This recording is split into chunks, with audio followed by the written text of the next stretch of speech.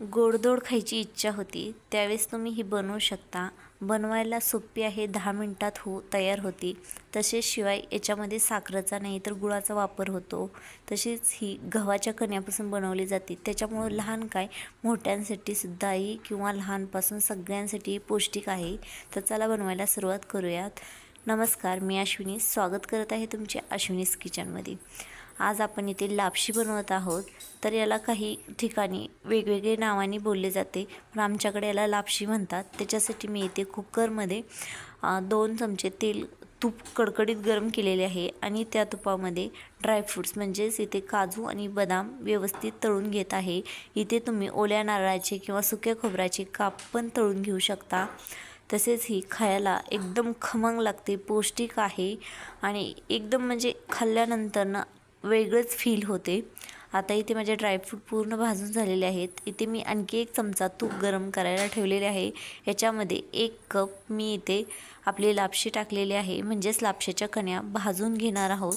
तर लापशीच्या कण्या ही आपल्याला लालसर होईपर्यंत भाजायच्या आहेत। जेवढ्या खमंग आपण भाजून घेतो तेवढीच आपली लापशी खमंग लागती। ही खायला अत्यंत रुचकर रेसिपी आहे आणि तशीच पारंपरिक आहे। ही बनवायला पण सोपी आहे, जास्त वेळही लागत नाहीये। खीर वगैरे बनवायची म्हटलं की साखरेचा वापर केला जातो, त्याच्याऐवजी तुम्ही साखर टाळणार असाल तर ही लापशी नक्की बनवा। पौष्टिक आहे आणि तशीच शुगर फ्री आहे। आता इथे लापशी व्यवस्थित लालसर भाजून झालेली आहे। तर आपण जेवढी लापशी घेतली होती त्याच्या डबल पाणी घ्यायचे आहे।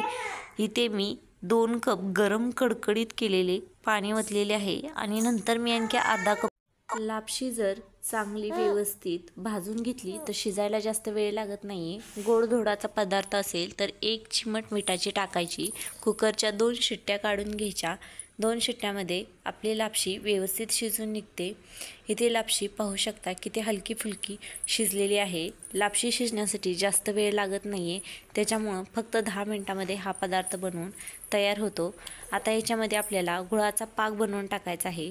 तर त्याच्यासाठी 1 वाटी लापशीला 1 वाटी गूळ घेतलेले आहे। 1 वाटी पाणी ओतून व्यवस्थित खळखळून उकळून घेतलेले आहे, म्हणजेच मी इथे गुळाचा पाक करून घेतलेला आहे।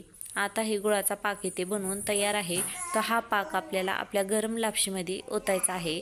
नसेल तुम्हाला असं करायचे तर डायरेक्ट तुम्ही इथे गुळाचा वापर केला तरीही चालेल। तर मी इथे पाक बनवून घेतलेला तो त्याच्यामध्ये वापरलेला आहे आणि व्यवस्थित मिक्स करून घेतलेले आहे, म्हणजेच आपल्या लापशीच्या गुठळ्या राहायला नकोत। इथे व्यवस्थित त्याला उकळीही आलेली आहे।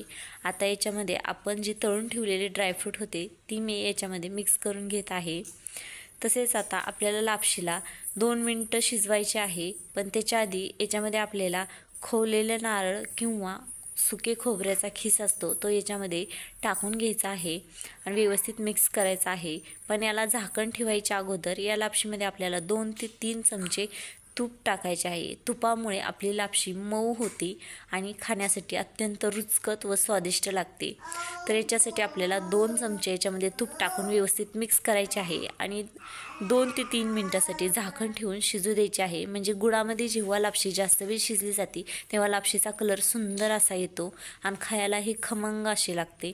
इथे आपली रसरशीत लापशी बनवून तयार झालेली आहे। तर आता याच्यावरती सगळ्यात शेवटी म्हणलं तर विलायचीची पूड टाकायची आहे। याच्यामुळे लापशीला 4 चांद लागले असे होते। तर ही लापशी कशी वाटली नक्की सांगा।